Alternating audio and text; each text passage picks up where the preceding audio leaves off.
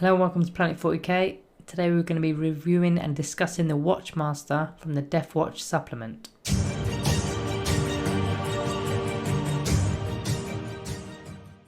So before I get started, I just wanted to let you know we've just opened our YouTube members area, which you can find below by clicking the join button. There are 2 tiers that mirror our Patreon service that we also have here. So if you prefer a more in-house method of supporting the channel, then we've got you covered. You'll have access to early access videos, emojis, and of course the loyalty badges, where every month that you're a member, you'll be getting a better loyalty badge within the channel. Right, so back to the Watchmaster then. This guy is your top HQ option within the Deathwatch Supplement. Only one of this model can be selected in your army. He comes in at 7 power level or 125 points. As for his stats, he's got movement 6, weapon skill 2+, ballistic skill 2+, strength 4, toughness 4, wound 6, attacks 4, leadership 9 and a 2+ save. So pretty standard chapter master type stats there, hitting on 2s in both shooting and combat and a nice 2+ save to top it off. He does have an Iron Halo, which is his first ability. This grants him a 4+ invuln save, so giving him a 2+, 4+, that's pretty strong. He's got the Xenos Hunter's Rule, which is your Deathwatch chapter tactics. So this is actually army wide. So it's when you're fighting any Xenos race, which are Tyranids, Eldari, Orcs, Tau and Necrons. You can reroll hit rolls of 1. And also after deployment, you can look at your opponent's army and select a battlefield roll. Then for the whole battle, you can reroll wound rolls of a 1 against that battlefield roll. So for example, if you're against Orcs and you see a ton of Orc boys in a list, you'll be selecting troops as the battlefield roll, as that would be best served for you because they're going to have a lot of troops with Orc boys. So he carries the Angels of Death ability, which grants him a whole host of abilities. These abilities are all based in the Space Marines Codex, which you'll need to run alongside your supplement. So the rules that this includes are Thou Shall Know No Fear, Bolt of Discipline, Shock Assault and Combat Doctrines, which in your Deathwatch supplement it gets turned into mission tactics. So I'll show you on the screen the mission tactics for you. If you're not sure on what any of the Angels of Death abilities actually are, go watch our Deathwatch Terminators video which we previously released, where I've gone over those rules in a bit more depth for you. So going into the more unique abilities then, the Watchmaster has a rule called Watchmaster, which is where in the command phase you can select a Deathwatch core unit or a Deathwatch character unit that is within 6 inch of your Watchmaster, and they get to reroll all hit rolls until your next turn. So this includes both ranged and melee attacks, which is quite powerful. It also makes your Watchmaster a very versatile unit, as it can be on the front lines giving all the close combat units the rerolls while in combat, or it can stay behind in a gun line aiding all your long range heavy weapons with their rerolls. His next ability is quite similar but is an aura buff called Rites of Battle. So rather than a buff for one unit only, all friendly units that are core within 6 inches can reroll 1s to hit. So he can be buffing multiple units at once with rerolls of 1s, and then one unit nearby can reroll all hits. Also going back to the Watchmaster buff, this actually works on himself as well, because it works on core and characters that are within 6 inches. So you can opt to put it on yourself if there's no other friendly units nearby.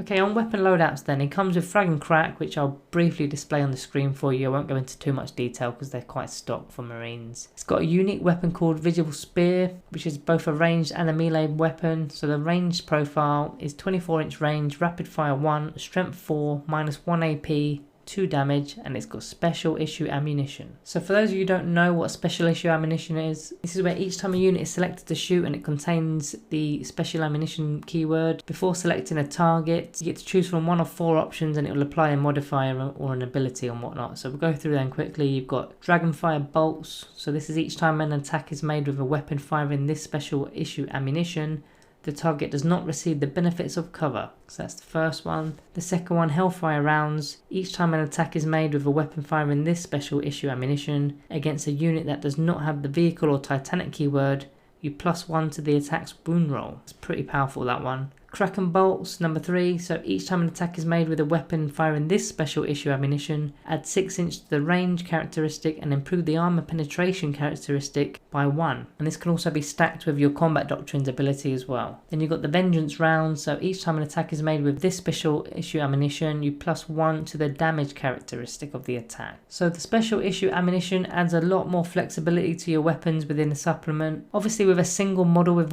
one ranged weapon, it doesn't have the biggest effect in comparison to say a unit of veterans, but it's still a nice perk for the Watchmaster to have. So moving on to the melee side of the weapon then. So it's got strength +1, making it strength 5, -3 AP and damage D3. So this weapon's okay for killing infantry, but put him against anything elite and he might have a bit of an issue, and he doesn't really do much against vehicles either with strength 5. So this tells me he's more of a utility character rather than a beat stick. So doing some quick maths as always then, I'm not going to add the extra attacks for shock assault and all the other buffs you can get for the purpose of this maths, but I'll do it purely based on his datasheet. So he's got 4 attacks, hitting on 2s, you can expect 3 hits there, possibly hitting all 4. Wounding toughness 3 and 4 models on 3s, giving you an average of 2 wounds. Wounding toughness 5s on 4s, giving you an average of 1 or 2 wounds. And then wounding higher toughnesses from toughness 6 to toughness 9, you're going to need 5s, so only expect 1 wound on average there. So yeah, he's not a killing machine by any stretch, but he can hold his own in a character versus character fight. So looking into warlord traits from then, he's not a named character, so he has the selection of 6 from the supplement. So number 1, Vigilance Incarnate. So in your command phase you can select 1 friendly core unit within 6 inches of your warlord, and each time you do, select 1 battlefield roll, and until the start of the next command phase, each time a model in that unit makes an attack against an enemy unit with that battlefield roll, you reroll wound rolls of 1. So again, I'll use the example of Orc Boys here. If you're going against Orc Boys, which is obviously a troop, you'll choose troop as your battlefield roll. You'll be rerolling wound rolls of 1 for that core unit. Number 2, Paragon of their chapter. So you get to select 1 warlord trait from the chapter warlord traits within the Space Marines Codex, and obviously you replace the keywords to Deathwatch rather than Space Marine, so you need to go into the Space Marine Codex to look at all those. There'll be 6 there as well. Third one, Nowhere to Hide, which is an aura. So in your command phase you select 1 enemy unit on the battlefield until the start of your next command phase, while a friendly Deathwatch core unit is within 6 inches of the warlord. Each time a model in that friendly unit makes an attack against that enemy unit, they do not receive benefits of cover to its saving throws against the attack. Number 4, Optimized Priority, which is also an aura. So while a friendly Deathwatch core unit or Deathwatch character unit performing an action within 6 inches of this warlord, the unit can make ranged attacks without the action failing. That one is pretty key, especially with this edition. In 9th edition, objectives are massive, and if you're going to be doing actions to get secondary objectives, then this is going to really help you because you're still firing. Number 5, Castellan of the Black Bolt. So when mustering up your army, you can give one of the following relics to your warlord. So Adamantium Mantle, Artifice Armor, Mastercrafted Weapon, Digital Weapons. This is in addition to other relics, so you basically can give a second relic. Number 6, The Ties That Bind, another aura. So it's got a few sections to this. So firstly, while a friendly Deathwatch core unit is within 6 inches of the warlord, you can reroll morale tests. And in the command phase, until the start of the next command phase, the unit gains objective secured. If the model already has it, then it counts as 1 additional model. Okay, so moving on to stratagems then that work well with the Watchmaster. So first you've got adaptive tactics. So for 2 command points used in the command phase, while your Watchmaster is on the battlefield, change the battlefield role for the purposes of Xenos Hunter chapter tactics. So again, using that Orc Boy example, maybe you've cleared all the Orc Boys off the table and all you've got left is a load of enemy bikers. You can change that battlefield role to fast attack rather than troops,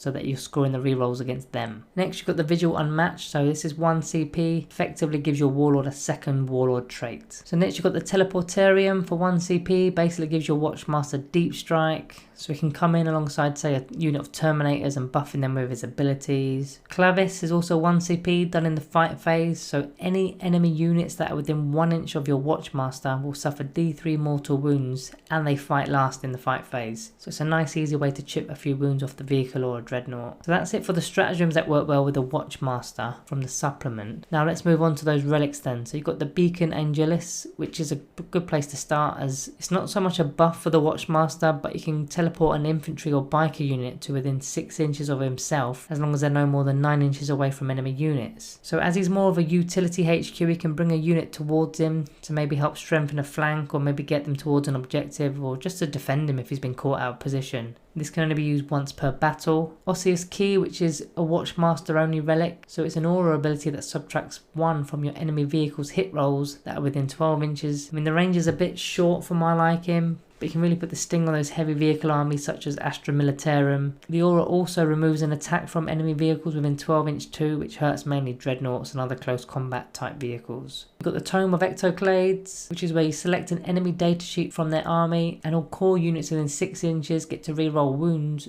against that datasheet. So it's really useful as you're already giving core units reroll 1s to hit, and one of those is going to be rerolling all hits as well. Now add the wounds as well. Adamantium Mantle, which gives the bearer a 5+ feel no pain, nice and straightforward, really good for your resiliency when you're combining it with his armor and invuln save. Similarly, there's the Black Weave Shroud, which not only gives you a +1 to your toughness, but also you can ignore mortal wounds on a 4+, again, more resiliency.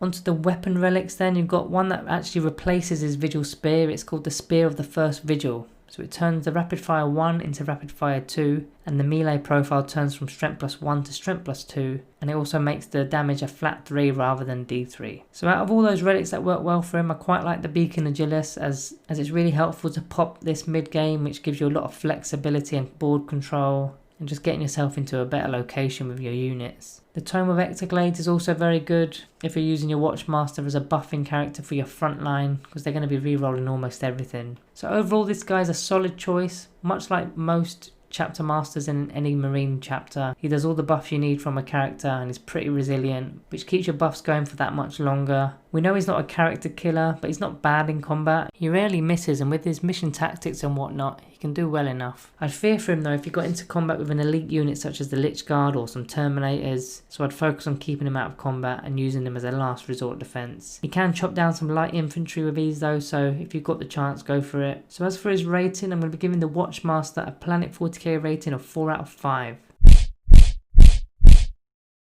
I'd say he's almost an auto include for any Deathwatch army list, purely because of the buffing capabilities. He's not too expensive either, and you're getting a good amount of buffs for the points. So let me know in the comments if you agree with this rating. Do you even field him? Do you prefer him on the front line or at the back helping the heavy support? Please remember to like the video and subscribe if you're new. We're really looking to branch out into the Deathwatch community, so if you have subscribed, thank you for the support. Also, if you're new to the channel in general, we're dropping a review video every 2 days. We did touch on the Space Marine Codex, but wanted to wait for the supplements. We've covered a lot of Necrons, and we're slowly moving into the Deathwatch and shortly Space Wolves. Games Workshop seem to be releasing books like crazy now, so I think there's only 4 weeks until the Death Guard and Blood Angels are coming out, so we'll be going on to those too. Anyway, thank you all for watching, and I'll see you in the next one.